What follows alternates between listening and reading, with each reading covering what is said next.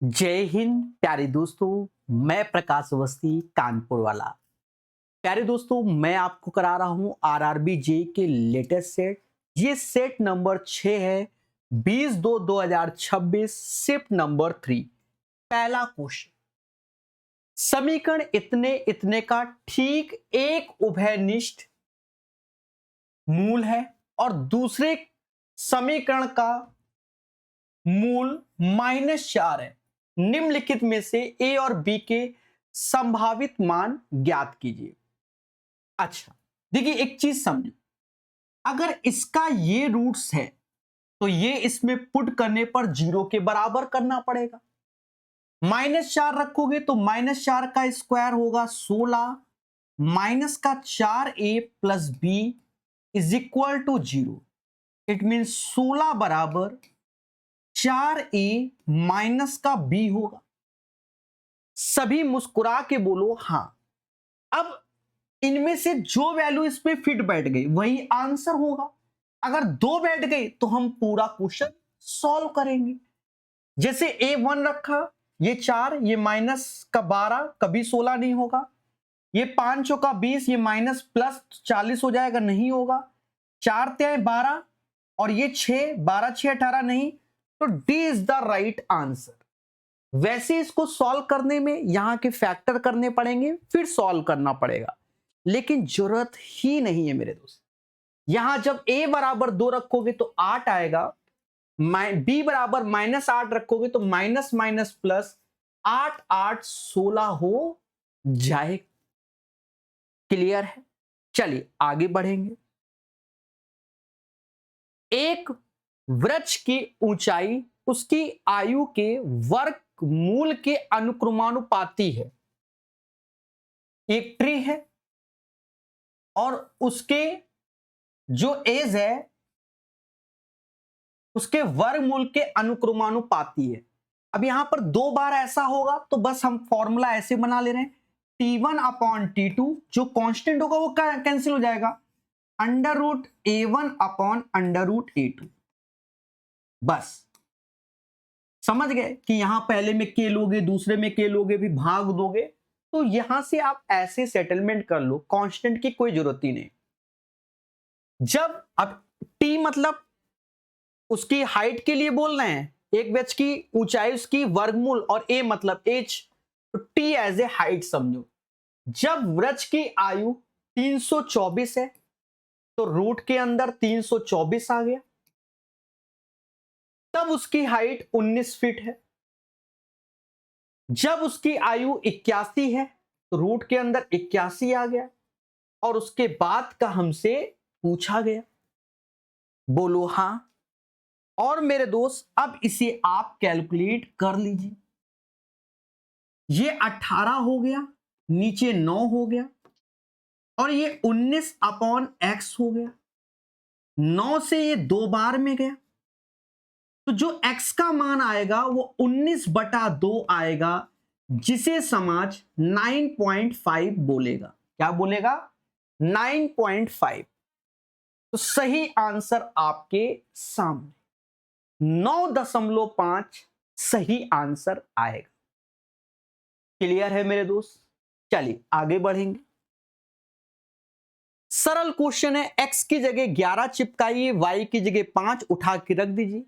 11 का स्क्वायर 121 होगा, 5 का स्क्वायर 25 होगा। 11 का स्क्वायर 121, 5 का स्क्वायर 25, ऐसे।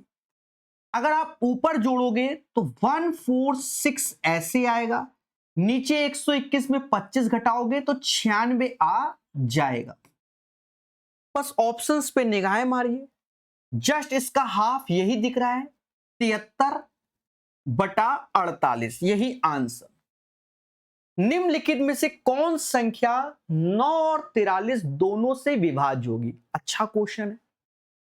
9 से डिविजिबिलिटी हम जानते हैं, sum of all digit should be divisible by 9। अब यहां गए तो ये तो जा रहा है, लेकिन 7 5 12 नहीं जा रहा है। ये जा रहा है 9 से, 7 2 9 3 नहीं जा रहा है, ये जा रहा है, यानी ये दो ऑप्शंस हमारे जा रहे हैं।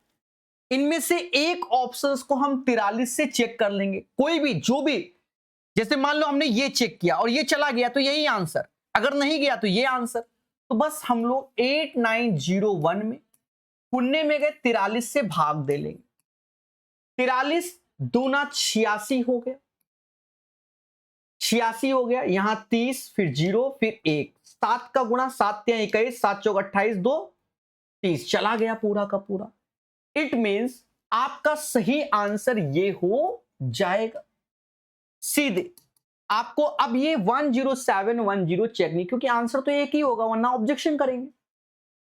ये वैल्यू कोई छोटी बड़ी तो बोला नहीं गया, दोनों से जा रहा है।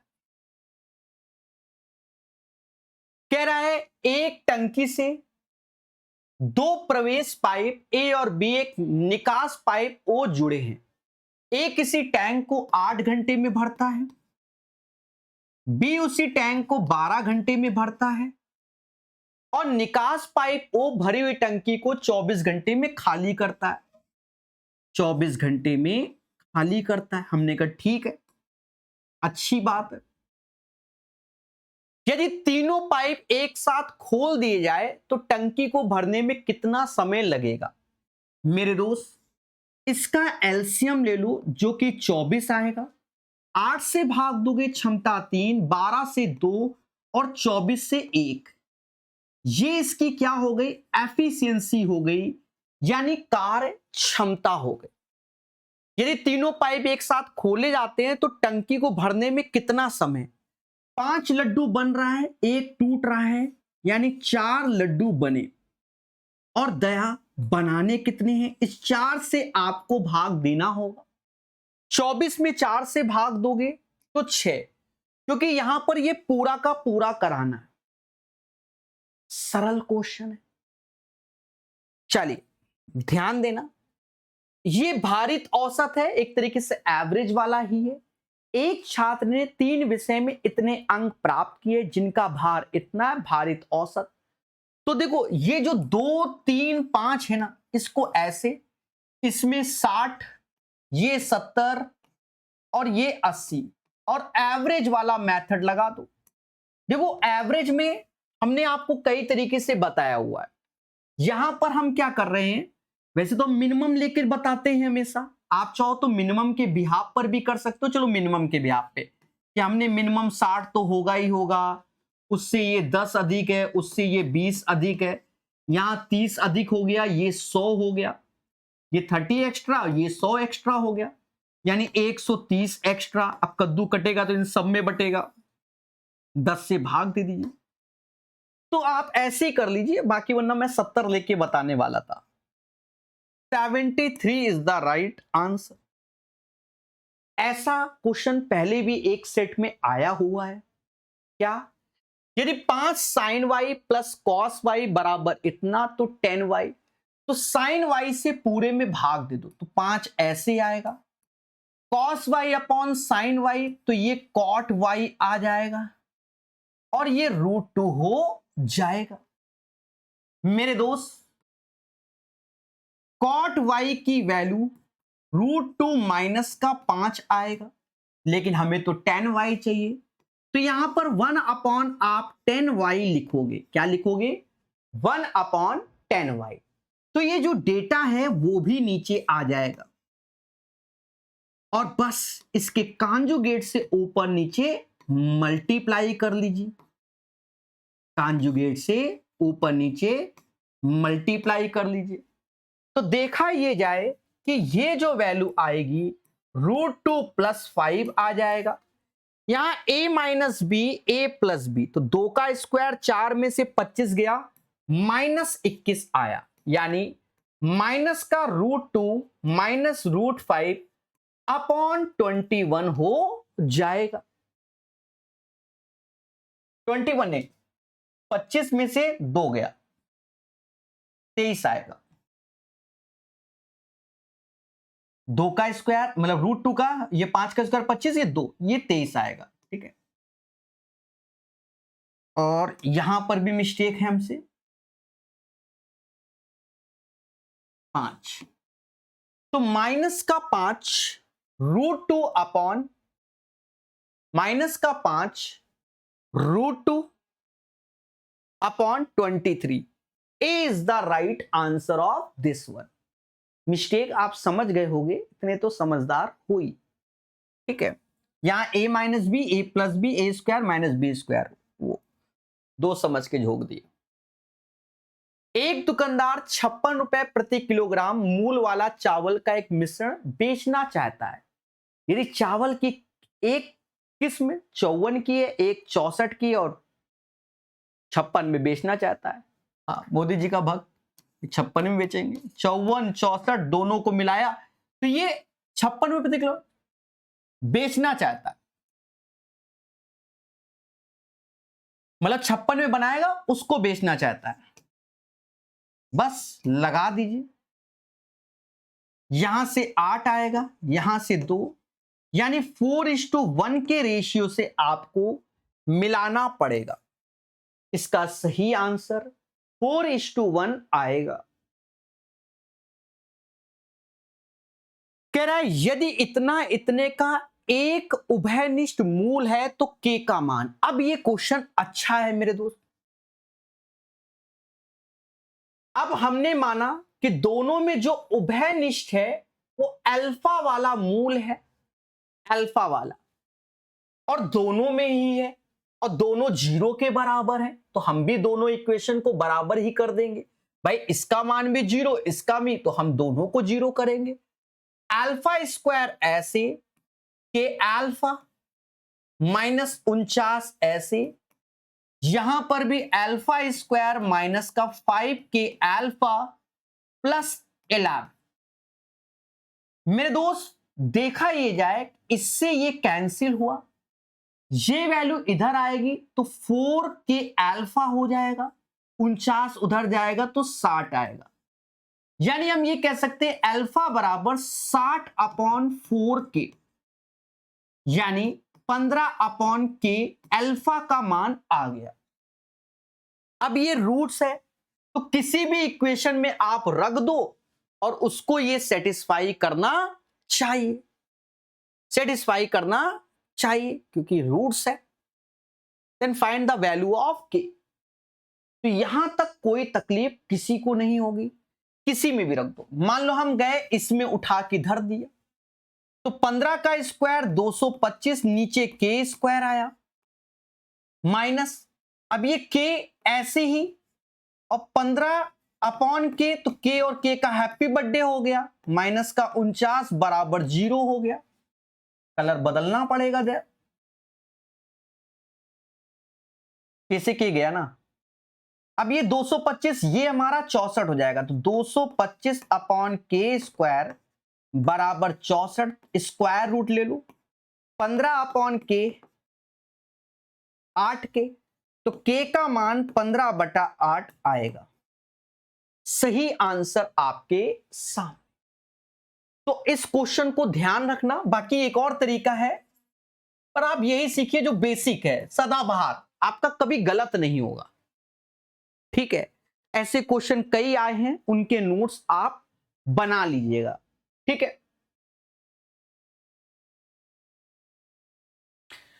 पहले भी क्वेश्चन कराया हुआ है परसेंटेज, जब मैंने यूट्यूब में एक स्पेशल लेक्चर डाला हुआ था उसमें भी ऐसे क्वेश्चन। दो उम्मीदवारों के बीच एक चुनाव में 86% पंजीकृत मतदाताओं ने मतदान किया और डाले गए मतों में से 6% मत अवैध हो गए। तो हमने माना टोटल एक्स था, इसका 86% ने वोट किया, 6% अवैध हो गए, तो वैध कितने 94% हैं। यहां तक कोई तकलीफ नहीं है। कह रहा जीतने वाले उम्मीदवार को वैध मतों का 58% मिला है, तो जो बंदा जीता है उसे 58% मिला है।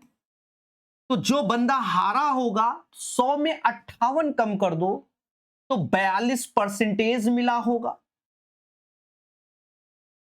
और इतने मतों के अंतर से चुनाव जीता, तो इन दोनों का जो अंतर है 16%।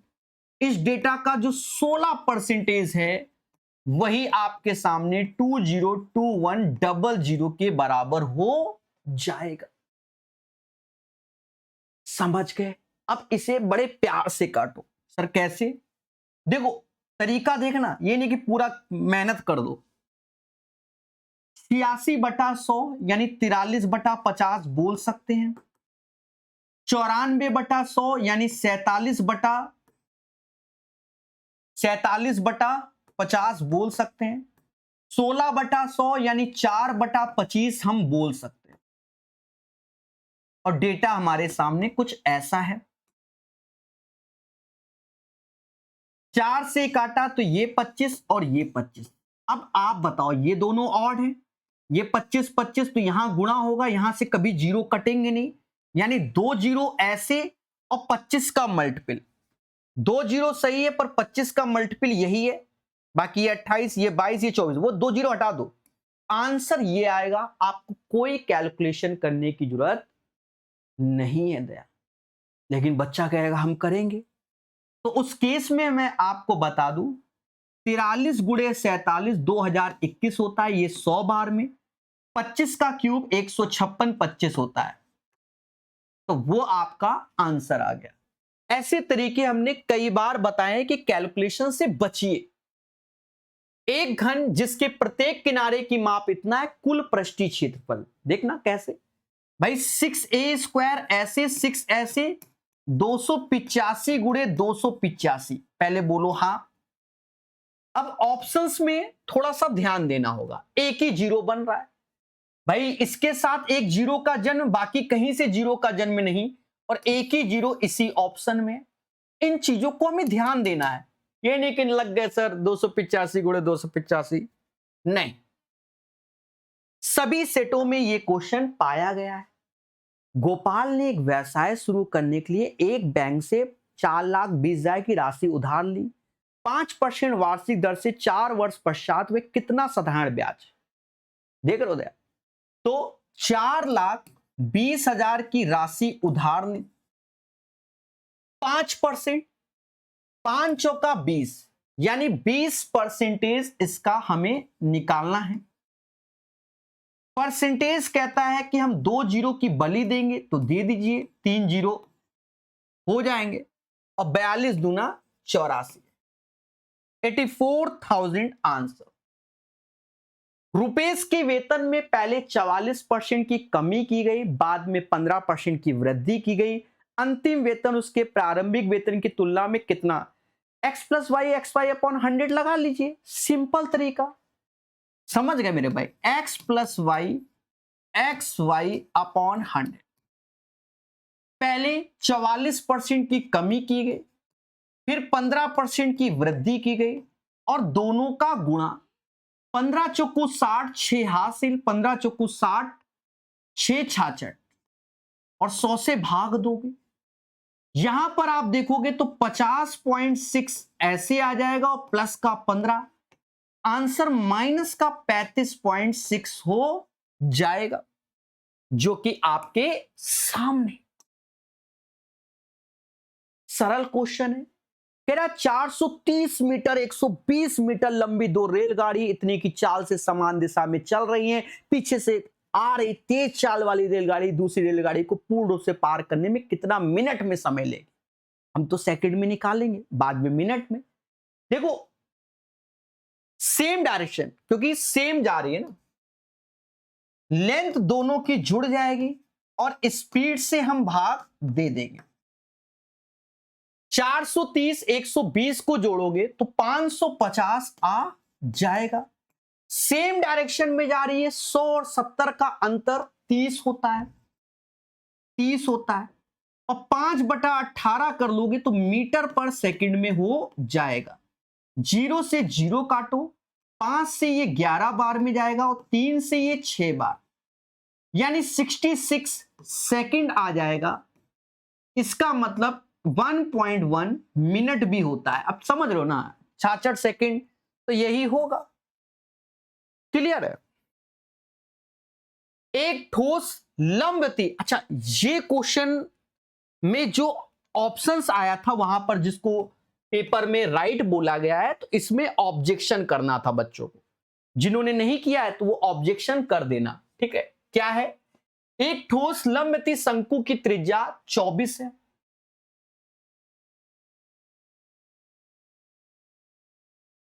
24 है, त्रिज्या 24 है और इसकी ऊंचाई कितनी है? 32 है। हमें कोई दिक्कत नहीं। हम एक ट्रिपलेट्स अच्छे से जानते हैं, 3 4 5, तो ये उसी में चल रहा है कि इसका 8 चौक 8 त्रिका 24, 8 चौक 32, तो 8 पंच 40, यानी यहां पर 40 स्लंट हाइट आ जाएगी। शंकु का कुल पृष्ठीय क्षेत्रफल अब क्या होता है, यानी टोटल सरफेस एरिया के बारे में हमसे बोल रहा है, जो कि होता है पाई आर, आर प्लस एल। पाई ऐसे रखेंगे, आर 24 ऐसे, आर प्लस एल, इन दोनों को हम जोड़ देंगे तो 64 आ जाएगा। अब 24 का आप पढ़ा पढ़ लो, 24 का 96, 9 हासिल, फिर 144 और 9 153, तो 1536 pi is the right answer. शायद वहां पर उन्होंने 960 पाई को माना है, ठीक है, तो वो क्या है? गलत है मेरे भाई। 960 क्या है? देखो यहां पूछा गया कुल पृष्ठीय क्षेत्रफल, सरफेस एरिया।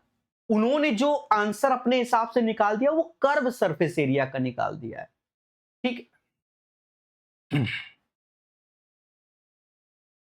एक रेलगाड़ी 60 की चाल से 120 किलोमीटर की दूरी, 30 kmph चाल से इतने की दूरी, एवरेज स्पीड। अब देखो कितना इजी है, एवरेज स्पीड बराबर क्या होगा? The total distance upon total time. बोलो बोलो, टेल टेल। होगा कि नहीं होगा? बच्चे ने कहा बिल्कुल होगा। अब जो टोटल डिस्टेंस है, पहले की 120 है, दूसरे की 60 है, 120 और 60। अब टोटल टाइम, यानी 60 की स्पीड से आप 120 जाओगे तो 120 बटा 60 यानी 2 घंटा लगेगा, और 60 की स्पीड से 30 की स्पीड से 60 किलोमीटर, तो यहां पर भी 2 घंटा लगेगा। ऊपर 180 हो गया और 4 ऐसे, यानी 45 kmph हो जाएगा। तो सही आंसर आपके सामने, ठीक है। गरिमा ने एक असली पुस्तक 56,000 में खरीदी, ठीक है, हार्ड बाउंड बुक खरीदी। इसका मूल 5% वार्षिक दर से घटता है, 3 वर्ष के बाद कितना होगा? देखो मोदी जी, देखो डेप्रिसिएशन हो रहा है, कमी, यानी 1/20, यानी पहले 20 की किताब थी तो 1 साल बाद 19 की होगी। ये मुद्दा 3 साल तक चला तो क्यूब कर दीजिए, यानी अगर 8,000 की किताब है तो 19 का क्यूब होता है 6859। 8,000 की किताब 6859 में, लेकिन किताब तो 56,000 की है मोदी। 8 सत्ते 56, यानी 7 गुना, तो इसका 7 गुना आंसर। 9 सत्ते 63, यूनिट प्लेस पे 3, द्विठो ऑप्शन है, कर लेंगे। 63, 7 पना 35, 35 और 6 41, 4 हासिल, 8 सत्ते 56, 4 60, 6 हासिल, 42 48। थोड़ा सा ऑप्शंस पे ध्यान देना, तो 48013 इसका सही आंसर हो जाएगा। समझ गए मेरे दोस्त? 17 का सही आंसर। चलिए 18 की ओर। एक त्रिभुज की तीनों भुजाओं की लंबाई इतना है। त्रिभुज, अच्छा एक चीज समझो, मैंने कई बार कहा है कि ये वैल्यू का सीधे 84 होता है, ठीक है। फिलहाल मैं निकाल के दिखाऊंगा, सीधे आपको 84 याद भी रखना है, ठीक है। कहीं लिख भी लेना कि अगर साइड 13 14 15 होता है तो एरिया सीधे 84 होता है। 14 सत्ते मतलब 14 छक्के 84, ठीक है, ये याद कर लेना। 12 सत्ते 84, समझ गए? फिलहाल हम निकाल लें। देखो ये स्केलीन होगा, यानी हमें परिमाप निकालना पड़ेगा, क्योंकि हमसे क्या है, त्रिभुज के अंतःवृत्त का क्षेत्रफल। यहां पर त्रिभुज का अंतावृत कैसे, तो अंतावृत का क्षेत्रफल पहले तो त्रिज्या निकालनी पड़ेगी, radius of incircle, delta upon s, delta मतलब area of the triangle, s मतलब सेमी पेरीमीटर, तब और उसके बाद हमें पाई आर स्क्वायर के माध्यम से आंसर निकालना होगा। तो अर्ध परिमाप इनका योग होगा 42/2 यानी 21 होगा। अगर मैं क्षेत्रफल की ओर जाता हूं तो अंडर रूट में एस 21, एस माइनस ए, इन दोनों का अंतर 8 आया, एस माइनस बी 7 आया, एस माइनस सी 6 आया। यहां से बाहर क्या आएगा, जैसे 7 तो 7 दिए 21, यहां से 7 आ गया। अब ये देखो 24 छक्का 144, तो सीधे 12 आ गया। तो याद कर लेना ये होता है। यहां पर गए तो 84 ये हो गया, सेमी पेरीमीटर 21 हो गया, यानी त्रिज्या 4 हो गई। और एरिया, पाई का मान हमसे कह रहा प्रभु 3.14 रखिए, और त्रिज्या 4, तो 4 का स्क्वायर 16, गुणा कर लो आंसर। 6 को 24 यूनिट प्लेस पे 4, एक ही ऑप्शन है, तो यही आंसर आ जाएगा 50.24। अब पढ़ा मत पढ़ो, कोई जरूरत नहीं कि आप 16 का ये नहीं है तो इसका मतलब हमने गलत सॉल्व किया, समझ गए। ये भी मैंने शॉर्ट ट्रिक बता रखी है एज ए कॉन्सेप्ट, और शॉर्ट ट्रिक को समझना वरना फंस जाओगे पेपर में। दो क्रमागत समप्राकृत संख्याओं के वर्गों का योग, एक x मानोगे, दूसरा x प्लस 1 का 2, जो कि 2 का अंतर होगा, जो कि 3700 हो गया।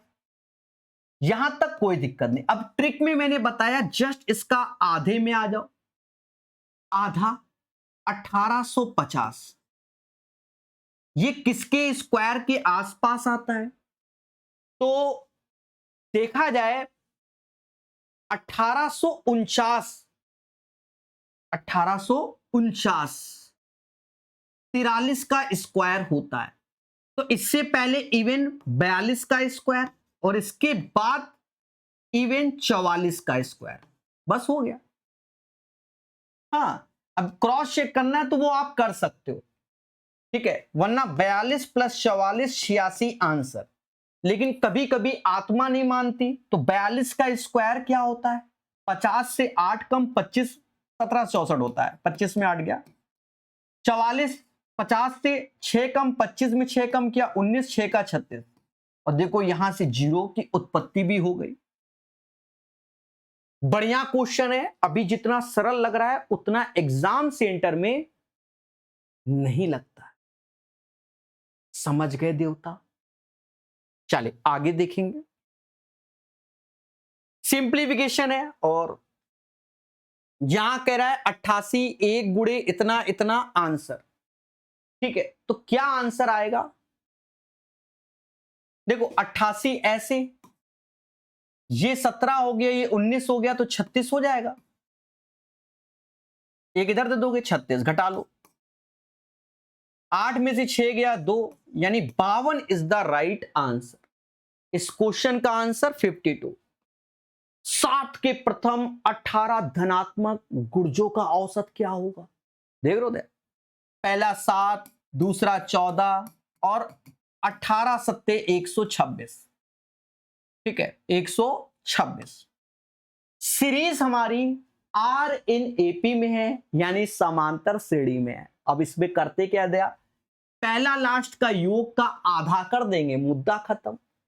इन दोनों का योग करोगे तो 133 आ जाएगा बटा 2, 66.5 आंसर।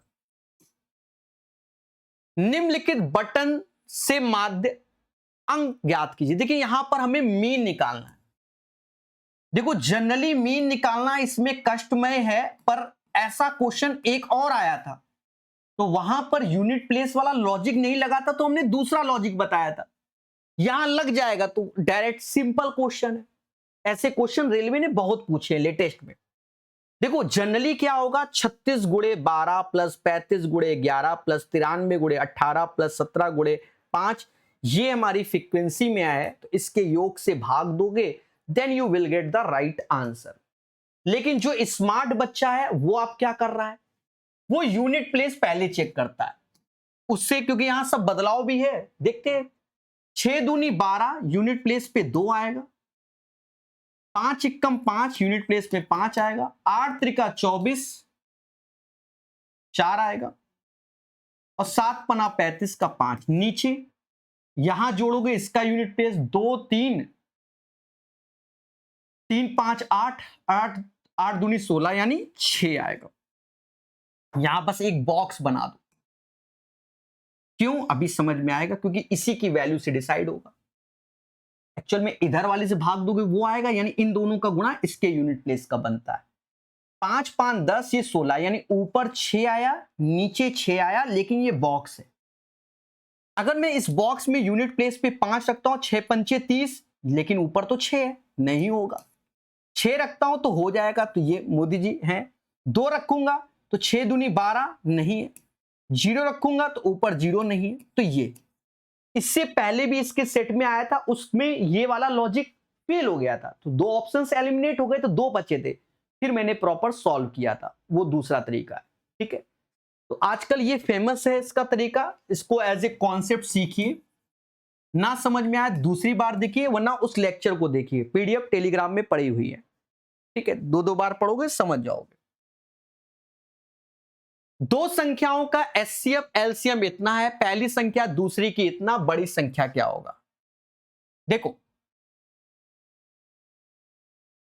हम जानते हैं LCM into HCF first number into second number. एक संख्या को 4x बोलोगे, दूसरी 5/4 है, तो एक 4x दूसरी 5x हो जाएगी, और ये एलसीएम एचसीएफ का गुणनफल ही होता है। काट पीट लो, कहते 5 से ये 3 बार में गया, और 4 से ये 75 बार में गया, यानी 225 आ गया। 225 बराबर एक्स स्क्वायर के, यानी x बराबर 15 आ गया। कह रहा बड़ी संख्या कौन सी होगी, तो वो तो 5 वाली है, तो 5 गुणे 15 75 आ जाएगा। सही आंसर आपके सामने है, 75 होगा। समझ गए।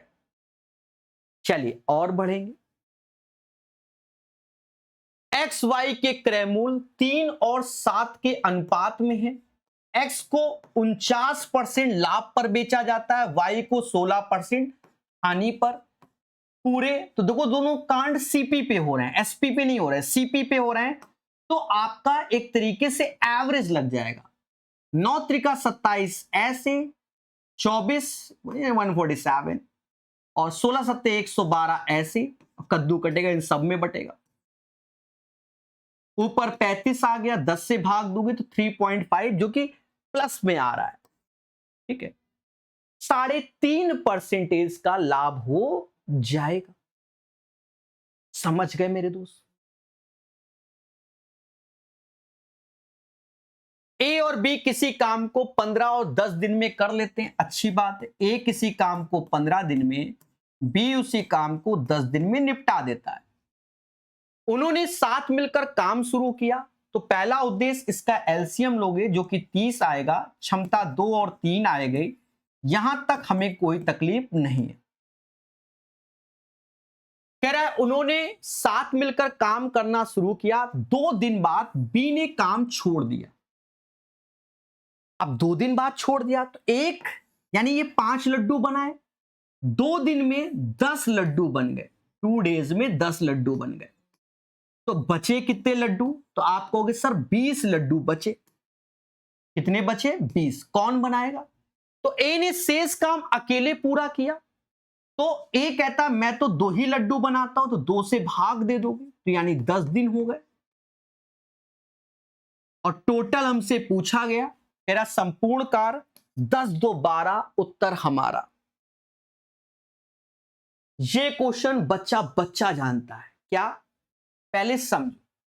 हमने आपको पढ़ाया है a³ + b³ + c³ माइनस का 3abc, और ये जो होता है वो a प्लस बी प्लस सी, ऐसे साथ में कई फॉर्मूले होते हैं जिसमें से a plus b plus c का होल स्क्वायर माइनस का 3 times a b plus b c plus c a, बस उसी के बिहाफ पर ये सॉल्व होगा।